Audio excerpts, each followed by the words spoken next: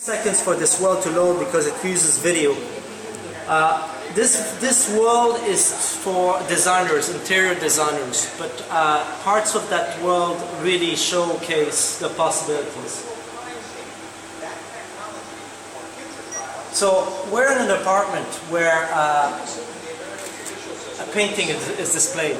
So that's a good example of the system being used to visualize cultural heritage company. That menu here, it's to select design options. So you can change the floor material into wood, carpet.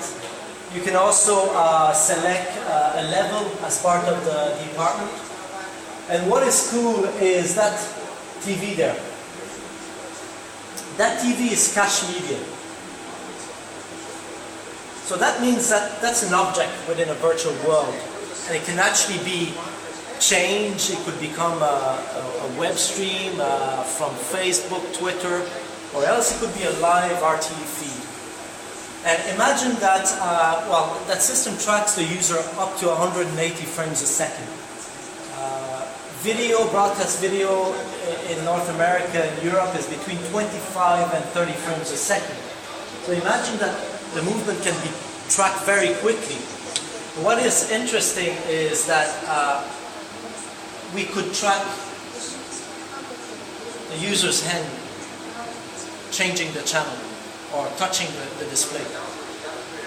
We could make things interactive, or that couch could be changed. We could have its color changed based on the interaction of the hand. Now this is quite a bulky joystick. The iPhone could be used in that system, or we could have motion sensors capturing body parts, or parts of movement as such. So I'll go very slowly just to show you the view from the balcony. So we can walk through walls. It's a bit confusing for you who don't control. So that view is an image, and as such, each world is very much limited. So it's based on a plan where things have been designed.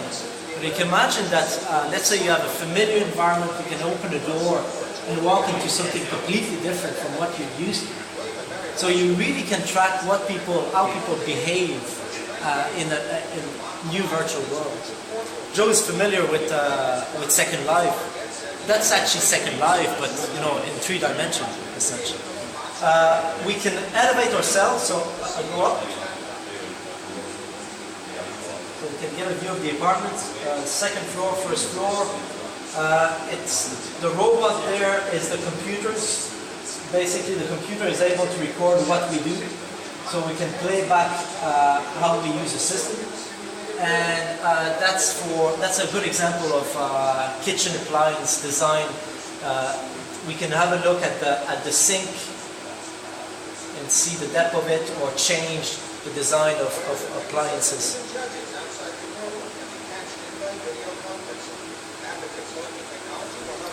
Want to try? Yeah.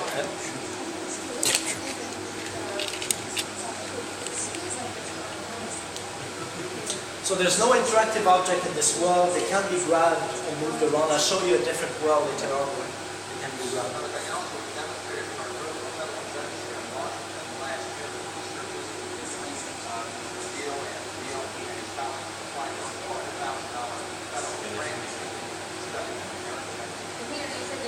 These systems can be networked.